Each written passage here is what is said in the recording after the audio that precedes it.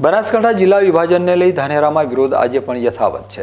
ધાનેરા તાલુકા હિત રક્ષક સમિતિ દ્વારા આવેદનપત્રની સાથે ધાનેરા શહેર બંધ રાખ્યા ઉપરાંત ગુજરાતના મુખ્યમંત્રીને મેલ કરવામાં આવી રહ્યા છે।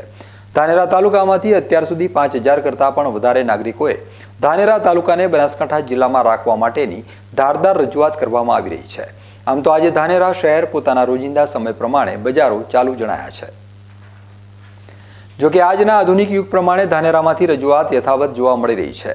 ધાનેરા તાલુકા હિતરક્ષક સમિતિ દ્વારા સોશિયલ મીડિયાના માધ્યમથી એક સ્કેનર રજૂ કરવામાં આવ્યું છે, જે સ્કેનરને સ્કેન કરવાની સાથે જ સીધી ગુજરાતના મુખ્યમંત્રીને ઈમેલના માધ્યમથી રજૂઆત કરી શકાય છે, જેના થકી ધાનેરા તાલુકાની પ્રજા દેશના કોઈ પણ ખૂણે હોય સરળતાપૂર્વક પોતાની રજૂઆત કરી શકે છે। જિલ્લાના વિભાજનને લઈ ધાનેરાની પ્રજામાં ભારે વિરોધ જોવા મળી રહ્યો છે।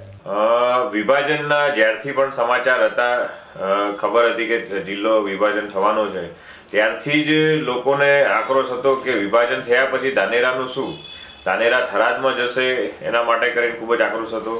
અને ઘરે ઘરે જે લોકો બેઠા છે એમને વિરોધ દર્શાવવો હોય તો કઈ રીતે વિરોધ દર્શાવી શકે, એના માટે કરીને ધાનેરા તાલુકા હિતરક્ષક સમિતિએ એક બારકોડ બનાવ્યો છે, જે બારકોડની અંદર સીધો જ સીએમ ને મેલ જાય અને મેલની અંદર પોતાનો મત દરેક રજૂ કરી શકે, એના માટેની વ્યવસ્થા કરી છે। ગઈકાલે સાંજ સુધીમાં 3000 અંદાજિત ઈમેલ પહોંચ્યા હતા અને આજે 5000 સુધીનો આંકડો સીએમ ઓફિસને ઈમેલ પહોંચવાની ગણતરી છે અમારી। ધાનેરા તાલુકા હિતરક્ષક સમિતિમાં ધાનેરાના અલગ અલગ ગામોના આગેવાનો સાથે સામાજિક સંસ્થાના આગેવાનો અને સેવાભાવી આગેવાનોનો સમાવેશ થાય છે।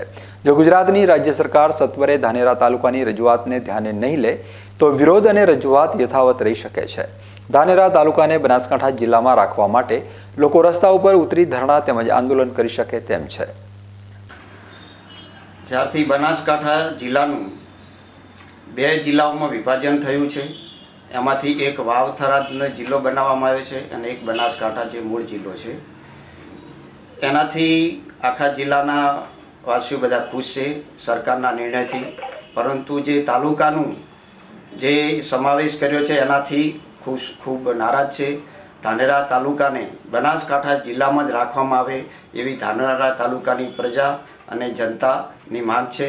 એના લીધે જનતામાં ખૂબ બધો આક્રોશ છે અને આની પહેલાં જનતાએ સ્વયંભૂ આખા ધાનેરા નગર બંધ રહ્યું હતું, લોકો સ્વયંભૂ રેલીમાં રોડ ઉપર આવ્યા હતા અને આવેદનપત્ર આપ્યું પ્રાંત કચેરીમાં અને આની રજૂઆત પણ કરી છે। હજુ પણ લોકોમાં એટલો બધો આક્રોશ છે કે આનો નિર્ણય સત્વરે આવે, નહીં તો હજી લોકો આનાથી પણ ત્વરિત વધારે કાર્યક્રમો, ધરણાના કે રસ્તા રોકાના કાર્યક્રમો પણ આપી શકે છે, એવો પ્રજાનો અત્યારે અંદર ખૂબ આક્રોશ છે।